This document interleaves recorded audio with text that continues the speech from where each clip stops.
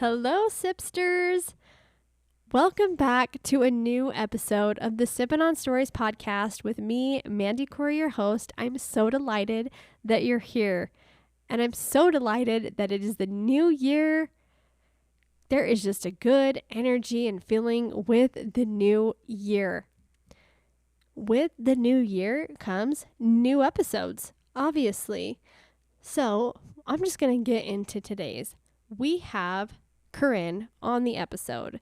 Corinne had quite the interesting experience where she went from 2 kids, thinking she was done having children, to unexpectedly adopting a 3rd one within a matter of days. Sipsters, it was crazy. So here is Corinne for this episode. The audio, it is a little bit harder. It's a little bit more quiet. I apologize for that. I'm aware of that, but it is still a great episode. So here is Corinne.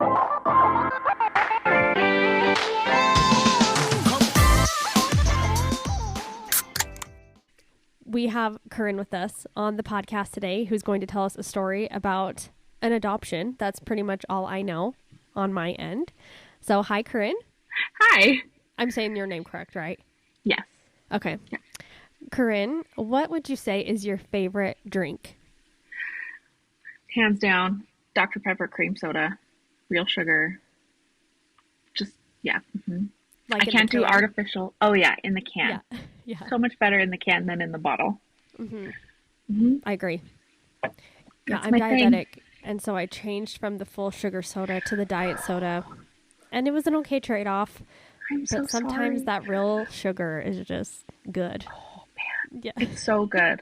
Yeah. I tried to go diet because my husband's like, it's not that bad. It's really not that bad.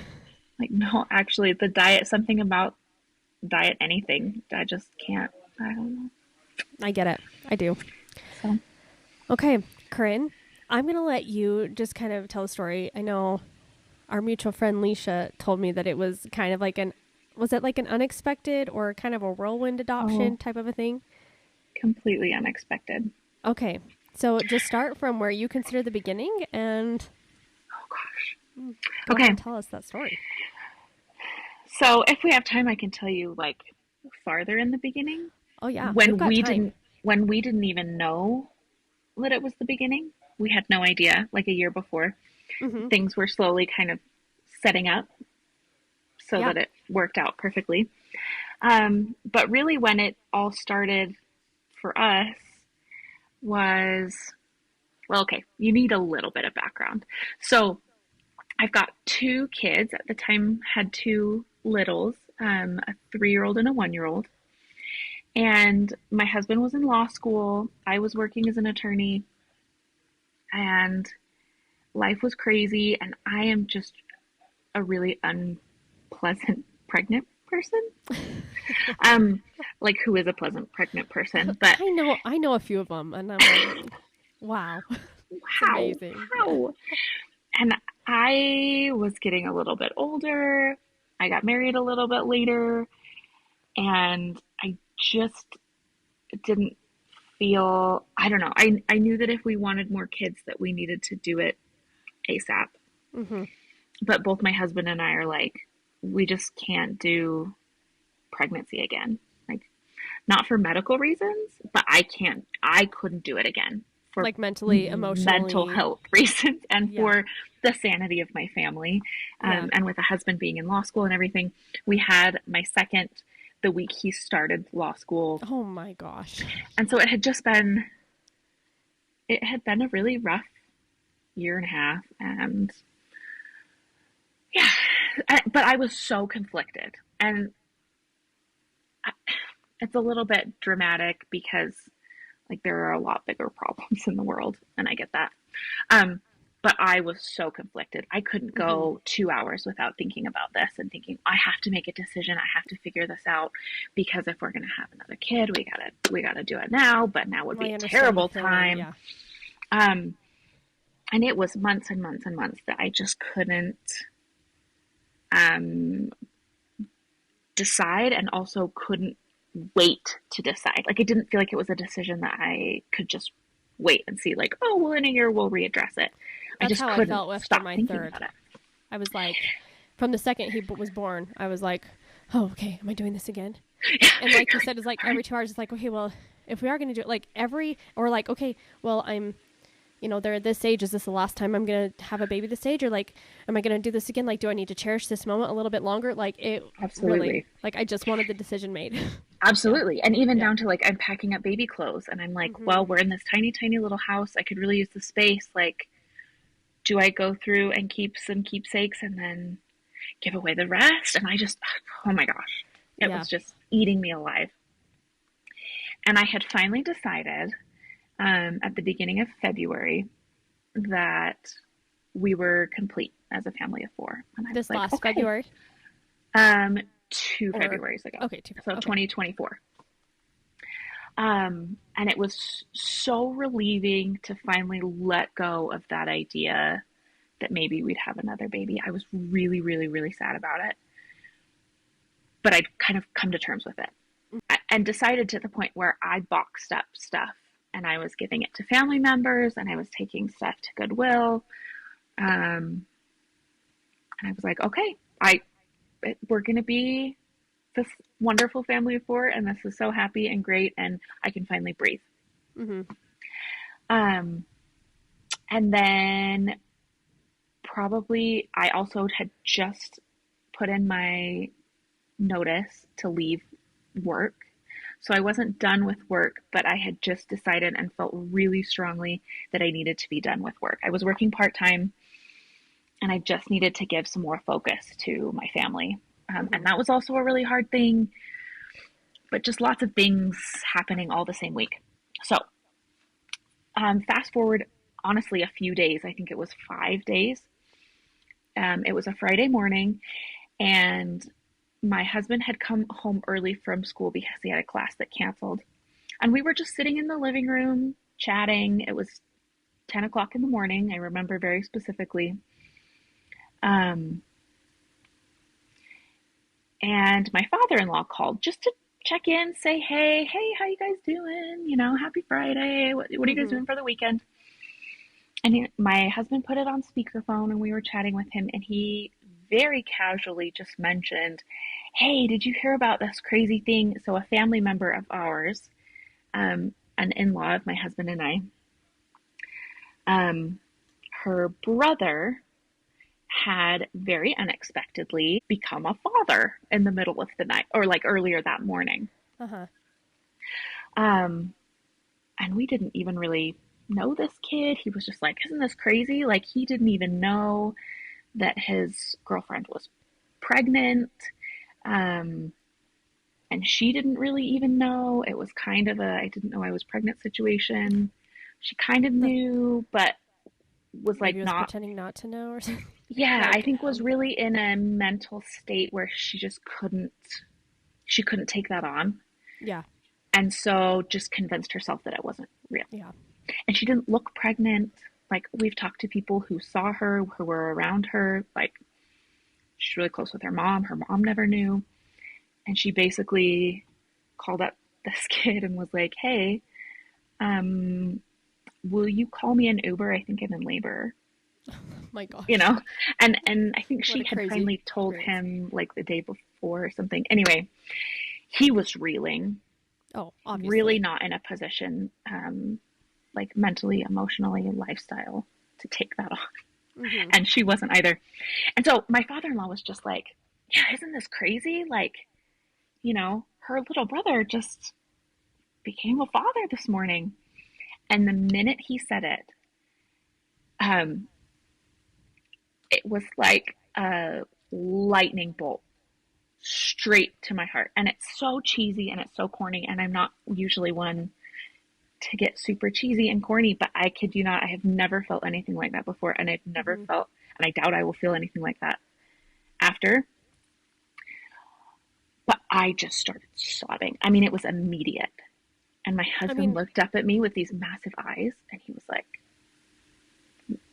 what's wrong? And I just said, I think that baby is for us.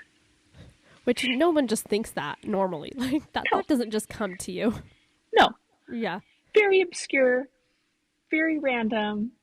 And my husband just looked at me, and then he kind of looked down and he goes, crap, I think you're right. And I just couldn't stop crying. Uh-huh. And so my husband just says to his dad, Dad, I think we're gonna have to call you back. I think Corinne wants this baby. And he laughed because my husband's like, you can't take anything he says seriously. I have one of those, yeah. Yeah. So my father-in-law's just like, okay. And he hung up. And I just looked at my husband and I was like, what do we do? How old was your youngest at this point? 1. Okay. He was, how far apart are they? 15 months. Okay. So then we were like, okay, what do we do? You can't call someone up and be like, hey, I have no idea if you're even looking for an adoptive situation. We also don't know you. But can I have your baby? Yeah. Like, that's weird. It is weird. But I just couldn't, there was no doubt in my mind. None. Which is so weird. And it's kind of messed up. Wild experience. Yeah. And so I called this in-law and just said, Did you have hi. their number, or did you have to like go through channels to get Yeah, so it's a close in-law. Okay. I was trying to figure out earlier today, like how much I should share, because like I want to protect story. Yeah, I want to protect people's privacy. And so, yeah, it's a close in-law. So I called her up and I said, hey, this is really weird. But my father-in-law just told us about your little brother. And if they're looking to adopt, we just want to throw our name in the ring, if that's something that they're looking for. Did you call him up that same day, you said? Sorry, I'm like trying to make sure at the time. Okay. Oh, no. Like it was right after that. It was like minutes after we talked to my father-in-law. Okay. So it's still Friday morning between 10 and 11. And she just started crying. And she said, Corinne, this is exactly the type of situation that we're looking for. And I was like, oh, okay. She's like, they are trying to decide if they're going to adopt, but that's probably what they're going to do. They're just having a little bit of a disagreement about how close they want the adoption to be. So do they want it an immediate family member? Do they want it completely closed? Biological mom was really concerned about her mental health and like running into baby at the grocery store. Yeah. But bio dad was like, well, I just really want to know this kid. You know, I just don't want to never see them again. Yeah. What a predicament to be in for them, and, for sure. Yeah. Oh, yeah, absolutely. I can't even imagine. I know. And so it was just kind of exactly what they were looking for, from what I'm told. And we didn't even know this at the time. So we were in Oregon, Salem, and baby was born in Portland. Like, she could have been on the East Coast for all we knew. We had no idea. She was 45 minutes north of us. That's crazy. It was wild. And so my in-law said, okay, let me call my mom and let me call my brother and just see what they think. And they were like, yeah, this sounds really good. Like, send us some information. And so we did a little haphazard video of us and the kids. We're all still in our pajamas. Like, our house is a mess. And we just sent them like a 20-minute video of like, hey, this is us. This is our house. This is our kids. This is who we are. And is there any part of you at this point that you're like, well, this is going real fast. Like, are we doing the right thing? Like, are we doing the right thing here? Like, or were you just kind of, you had that emotion, like that first lightning bolt, and it was real easy to move on from there? It was really easy to move on from there, but I wasn't thinking about it because it was happening so fast that I didn't have time to process. It just went. And so I really wasn't thinking at all. I was frantically calling adoption attorneys, But apparently everyone in Salem takes Fridays off. I don't know. I couldn't get a hold of a single person. Were you just like Googling adoption attorney? Yeah. Yes. And I'm calling colleagues of mine Mm-hmm. that don't do Oregon adoptions, but that Oh have yeah, some I forget general you're an adoption attorney knowledge. yourself, so you probably Uh-huh. have some idea of who to talk to And too. Yeah. I've done adoptions before, but they were all Oh, in you have. Utah. And Okay. Yeah. the way it works is just so different state to state Uh huh. that I'm like, I don't even have a clue what to do first. Mm-hmm. So, and then in the meantime, we're like, we don't even know if they want to like let us have their baby. Yeah. It's just so weird. And so it was the most insane and chaotic 3 hours ever. Mm-hmm. And like I said, my father-in-law called at 10. At 1:30, I got a FaceTime from Bio Dad. And he was in the hospital with Bio Mom, sitting and holding the baby. And they said, hey, we just wanted to call you and talk to you in person. I mean, as in person as we Yeah. can. And also ask if you would adopt our baby. Oh my gosh. This is insane. This is crazy. It was wild. And Yeah. they said, and the next thing out of their mouths was, we've talked and we'd like to name her Luna. But the nurse just brought us the birth certificate information. We're wondering if we can put your last name on her birth certificate. I'm like getting emotional. Like I'm starting to feel it well up in my. I mean, and Yeah. we were like, of course, like please. So she's been Luna Ketchum right from the get-go. Oh, wow. And we kept her name because we love that she has something special from her birth parents that she'll always have. Yeah. That they were really thoughtful about her name And I and feel it like that means lets her something to know her. like they did care. Like they did Absolutely. care. Yeah. Right. And then so she was really tiny. They think they're not sure because she didn't have any prenatal care, but they think she was born at 35 weeks. Okay. And so they kept her for one night in the NICU and then sent her home the next day with biological grandma. And we went and picked her up from her bio grandma on Sunday morning.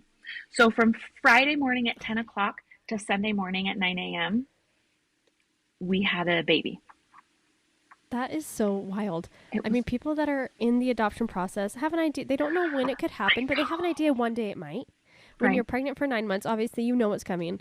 Mhm. But to go from being like, oh, we're done having kids, start packing up the stuff, giving it away, to one day, 3 days later, you have a brand new baby. Like, that is crazy. It was wild. And part of me hesitates to tell the story sometimes because I want to leave space for the people who are just waiting and waiting and praying and hoping. And I sometimes just feel so much guilt for not even looking to adopt. It had never crossed our minds that we would adopt. Truly, never.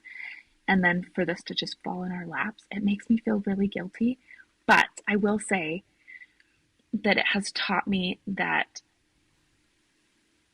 whenever that kiddo is ready for your specific family, it will happen. Mm-hmm. And in this particular instance, it just happened that we didn't even know that she existed yet, Yeah. you know, and not even her biological mom knew, really. Yeah. Or And the so- bio dad. None of them. Right. Yeah. And so it was a unique situation, but it has been a miracle from start to finish. And that is just a drop in the hat to the amazing things that have happened around this little girl. Mm-hmm.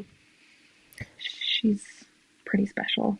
What was that transition adjustment like when you brought her home for like your two oldest for you? Like, what was that process? Amazing. Yeah. I again feel guilty saying this, but like we're being real here and we're done. Hopefully we're kind of moving socially away from pretending that everything's all hunky-dory all the time. Yeah. I hate newborn life. I hate it. It's awful. Mm-hmm. It's not for me. It is I'm not not my a cup of newborn tea. mom either. I'm not. I mean, obviously, I love the babies. There are things that I do love. Oh, but yeah. there are people that are like, I want another just to have the newborn. And I'm like, I want it so I can get to the 15-month, 18-month. Like, that's when I start feeling the like, oh my gosh, I could stay in this stage for a long time. But yeah, newborn Yeah. is rough for me. Yeah. I didn't I didn't feel like I got a chance to enjoy my other kids Mm-hmm. because I was postpartum, and postpartum really did a number on me. I was super sleep deprived, of course, you know. Obviously. Mm-hmm. Um, and so obviously I loved them and I loved having them and I don't regret it for a minute, but I did not enjoy their babyhood. I look back on it and I'm like, oh, was I even mentally present to enjoy any of that? I'm glad I have pictures and videos because Yeah. so many of the days were just so long and just foggy, you know? Mm-hmm. Yeah. Um, with Luna, I was far enough past postpartum and she was such a good baby. And I wasn't nursing, which Yep. Is a whole I thing in and of itself. love the moms that love to nurse, but I'm not that mom. I hate it. Mm-hmm. It's miserable. I'm miserable. My baby's angry because they can't latch, and it's just a whole. I did months of like the lactation consultants and the whole thing, and pumped like crazy, and it's just miserable. It's awful. Mm-hmm. So with the third, obviously that wasn't an option. I couldn't nurse her. And so my mom bought us a baby Brezza. Have you ever heard of one of those things? Yeah, they looked amazing. I feel like they were just starting to come out when, like, I had my youngest. Like, I was magical. Oh, the Perfect best thing. ratios, temperature, Yeah. It's a just makes Keurig for yeah your for the bottles. You baby. just Yeah. stick one in there and it's already put in there and you just push a button and it makes a bottle. Mm-hmm. It's amazing. Middle of the night, no problem. You know, I'm not figuring out pump parts and Mm-hmm. and it was just a very delightful newborn experience. I'm glad you got that. Me too. I didn't think it was possible. I didn't think Uh-huh. that an enjoyable newborn experience was a thing. It And is. what was the like legal stuff that went along with this, with it being so Oh man. fast? I'm assuming you finally found an attorney that you could use. Like, what was that Hmm. like? So it all became official exactly 7 months from the day that we got her. So she was Okay. 7 months and 2 days old. And it was long and it was a pain in the rear. It really was. Why was it so long? I don't know anything about it. So again, this is different in every state, but in Oregon, it's probably similar in most states. But in Oregon, you need to hire essentially the state agency to do home visits Mm, and interviews. So they okay. come and they see your house and they talk to the parents multiple times. They do a handful of home visits. They meet your other kids. I mean, I went out and bought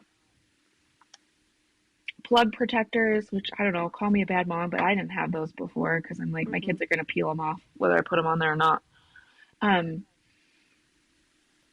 you know, we had to You had move to like baby all of proof the your house. medicine Mm-hmm. from this high to this high, you know, stuff like that. Yeah, Anyway, and they go through and they check all of that and but there make was sure you no don't have issue like with like you. exposed wires and stuff. Oh yeah, but there was no issue with like you taking the baby right away. Like legally, that's okay. I mean, Or like we there was were really nothing they could do. I don't know. essentially, if mom and dad had changed their mind at Uh any huh. moment in time, they could have been like, I want my baby back. Mm-hmm.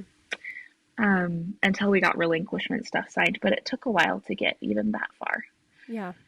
So for the first few months, and I don't remember exactly how many months it was, but truly it was like we were babysitters. I mean, for Yeah. legal purposes, that's what we were. That. We had a power of attorney so that we could do things like get her insurance and healthcare and stuff like that. Mm-hmm. Um, but it was like essentially if you were a parent saying, "Here, I'm going to be gone for a couple of months. Will you take care of Yeah. my kid Yeah, that makes while sense. I'm gone?" Is it an open adoption or is it closed? It is. It is It open. is. Okay. And I that's assume one of with the it being like an in-law that it probably would yeah, be because how else do you get around that part? right. But Right. yeah. And that was one of the things that took so long too because it wasn't a familial adoption. They have certain protocol for a familial adoption, and it wasn't quite that because it was a step beyond that. Mm-hmm. And they really couldn't. So normally it would be kind of like a foster adoption situation. And the, bless the state agency, they really couldn't get their heads around that. And so Mm-hmm. it added A layer of like trouble. 3 extra months where they were like, well, we need to do another interview after the baby's placed in your home. I'm like, she's been here for 5 months. Yeah. You've already been here when she's been in our home multiple Yeah. times. So it's just like, it was just weird. It was weird for everybody. It was unique for us. It was unique for the attorneys. It was unique for the state agency. And so there were a lot of just trying to figure out, well, what do we do here? You know? Mm-hmm. And has that interaction between Luna and the biological parents, like, has it been weird or awkward at all? No, not at Oh, all. that's And that's one of the amazing things about it. So Luna's biological grandma, oh, bless her heart. We say that she prayed that baby into our home. Mm-hmm. She truly did. The morning that Luna was born, so Bio Dad called his mom and was like, I guess I'm a dad now, you know? And Bio Mom didn't want to tell any, like her parents. And so Bio Grandma Shannon, was at the hospital for the whole thing and left early that Friday morning and drove home to her house and just sobbed the entire way home. I mean, her heart was just, she's already had a tricky situation with another older grandchild, and she just wants to be grandma to her grandbabies. She just wants the opportunity to be involved in their lives.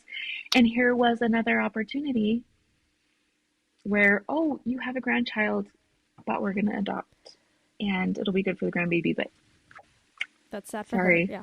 Mm-hmm. So hard. Yeah.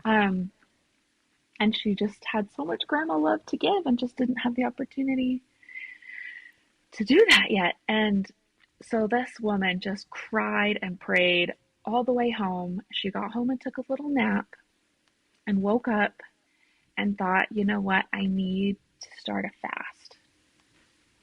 So a fast in our religion is where you don't eat or drink for a certain amount of time and just dedicate that time to something specific, right? And so she just thought, you know what? I need to fast. And then she thought, I am just way too tired and hungry and emotionally distraught to do that. And she thought, no, I'm going to fast, even if it's only for an hour, because I just need some dedicated time. Put some to intention essentially, into it. yeah, to intentionally wish and hope and pray for a miracle. And she started her fast. She says she thinks sometime between 9:30 and 10, and my father-in-law called at 10 o'clock. I mean, truly, this woman prayed this baby to our house. Yeah. And oh, she is just so delightful. So we didn't have any family in Oregon, but she was just about an hour and a half north of us. And we just decided, like, she needs to be involved. And Bio Dad wants to be involved too. He's not quite as involved because he's got a lot of things going in his life and is young and just still kind of trying to figure out life. And I think still probably a little traumatized by the whole experience, understandably so. And so, like, we're seeing them all for Christmas. But Grandma Shannon has become a third grandmother for all of my children, not just Luna. Is she Bio Mom's grandma? Bio Dad's mom. Okay. And she and her husband, who's not even biologically related to this child because it's a second husband for her, he's grandpa. Like, they're just grandparents to my children, and they love us like kids, and my kids love them like grandparents. And my parents and my husband's parents, they're just like, the more grandparents to love on these children, the better. And so really, it seems like it's gone really well for that. Yeah. I couldn't ask for better. I really couldn't. And Shannon now went from thinking she was going to lose another grandchild to now having gaining 2 more, basically. Yeah. Gaining grandchildren. It's been so positive. And we have tried, and we've worked hard to make it that way too. We've had a lot of Mm-hmm. discussions about, okay, we're going to be really open and honest when something's awkward, when something's uncomfy, because this is new territory for everybody. Yeah. Yeah. And it's not like you know anybody else with this exact scenario to like give you advice. No, not at Yeah. all. Yeah. And So, that is and such a wild story. yeah, it's crazy. And then we started looking back at all of the things that have been put in place for this to specifically happen. So the fact that my husband got into school, to this particular school, we know now, I mean, there's just not a doubt in our minds that we were in Oregon to get Luna. Mm-hmm. No question. About 2 weeks before this all happened, I was getting my eyebrows done, and my eyebrow lady was like, let me tell you this crazy story about my partner's biological son who's 15. He was adopted. We went and visited them for Christmas because he and his biological son have a really special relationship where he's not the dad that raised him, but he's still his bio dad, and they text every once in a while, and we visit them every couple of years, and they just have a really special, good, positive relationship, and it's been really beneficial for this 15-year-old to have that and to know that his biological dad loves him. And I remember thinking, if I ever adopted, which I'm not going to, Yeah. but That's how I'd want it to be. in a different universe, that's what I'd want. Uh-huh. 2 weeks later, Yeah. 2 weeks later, bio dad says we want it to be an open adoption. And we were like, yeah, we don't even have to think about it. Yeah. 100%. And even down to, I told you that I was boxing up things. Mm-hmm. And I had boxed up a changing pad and some other stuff that I didn't need anymore, and had taken a bunch of stuff to Goodwill. And without me knowing, my daughter had taken the changing pad out of the Goodwill box and went and put it in her closet. She was like playing baby dolls and stuff with it. And that Friday, the infamous Friday that all of this went down, we went to put the kids to bed, and my husband and I walked into her room, and I turned around and I looked in her closet, and we had just been talking about some of the things that we'd need to get. And there weren't very many things, you know, newborn diapers, formula, a changing pad, because I had just taken it to Goodwill. Yeah. Yeah. And I turn around and it's in the closet. Okay. Yeah. We don't need a changing pad. Uh-huh. It just, the little moments like that. Yeah. You look back and you're like, those weren't circumstantial. That like it feels, yeah. It feels like a miracle. It really does. So how old is Luna right now? She turns 2 in February. Okay. Are you still in Oregon, or you moved from Oregon now? We're in Idaho now. Mm-hmm. Yeah, we moved for my husband's job, and we're living in my parents' basement right now. Oh. For a hot minute until we figure out where we're going to be next. Okay, my last question is going back to trying to decide if you were done having kids, finally deciding, yes, we're good. Now that you had the third unexpectedly, did you have that like, okay, now are we done? Or did you feel complete? Where are you at with that? Complete. I mean, it was like that last piece of the puzzle that I think that's one of the reasons I was so conflicted. I know you said after your third that you felt the same way. And so I mean, I don't know, but you might feel the same way about your fourth. Yeah, she came unexpectedly. She was a surprise.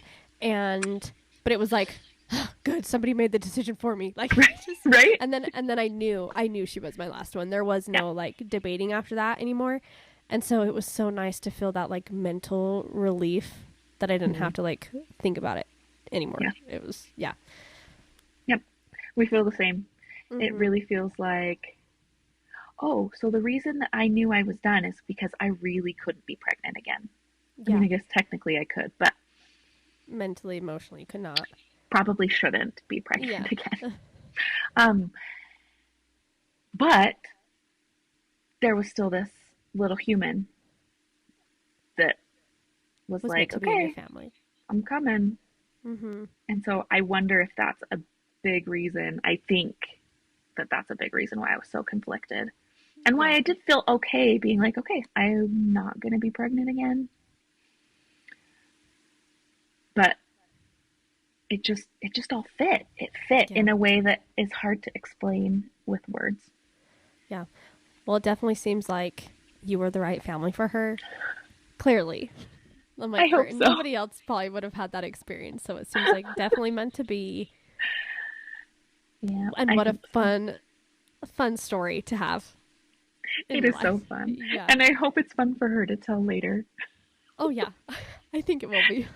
I hope like, so. this is how I found my family. Right? Yeah. I know that all adoptees go through loss, whether they're adopted from day one or, years later, 15 years old, or, there's always going to be loss, and there's always going to be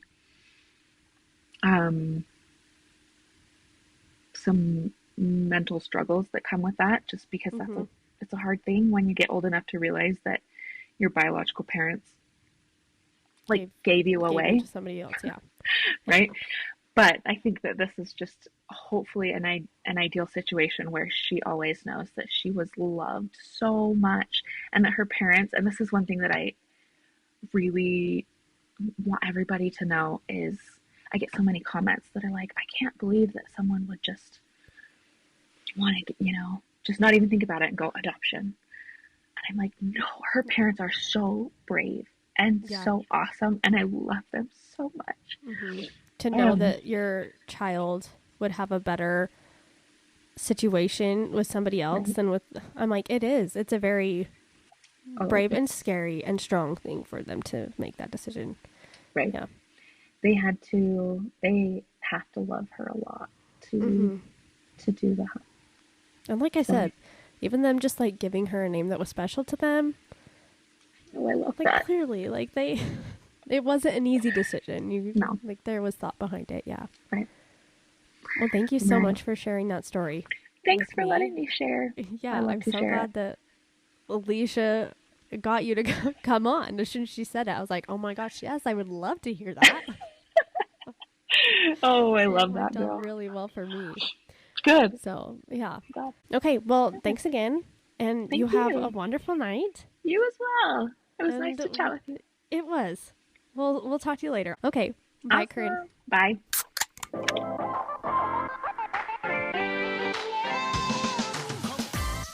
I cannot even imagine what that whole experience would have entailed. I mean, I know what it was like for me when I found out that I was unexpectedly pregnant with my fourth child, who I secretly knew that I wanted a fourth child, but still, I was very surprised and shocked, and I had, a full 9 months to get ready for her. I just can't imagine what this would have been like, thinking that I was done and then unexpectedly adopting a child. But at the same time, what a beautiful story. I'm so glad that they got that little sweet, sweet baby, and that baby's life is just going to have so many good people in it. I just truly loved it. I'm grateful that Corinne shared that story. I'm also grateful for my friend Leisha, who suggested that she come on the podcast, because that is how this podcast is able to survive, you guys, is by you reaching out to the people that you know, letting them know about the podcast, letting them know that I would love to hear their story and seeing if they'd be willing to come on. And I'm so appreciative when you do that. You have no idea what it is like for me when someone's like, hey, I have someone who has a story. I want to literally jump up and down. So thank you so much for those of you who are doing those things. If you have a story or you know somebody that has a story, please have them reach out to me. You can find me on Instagram at Sippin' on Stories Podcast. You can DM me there. I have a highlight where you can submit a story. You can also email me, sippinonstoriespodcast@gmail.com. I would love to hear from you in my email, and I would greatly appreciate it. You can find these episodes on Instagram, Spotify, YouTube. Have I mentioned that I'm on YouTube now? It's still weird. I forget that it's there, but it is. So if you haven't gone, you can subscribe and listen there. If you do that, I personally don't listen to podcasts on YouTube, so I know that there are people that do that. But anyway, Thank you for listening. Thank you for being here. I'll talk to you again next week for another episode of the Sippin' on Stories podcast. Bye, Sipsters.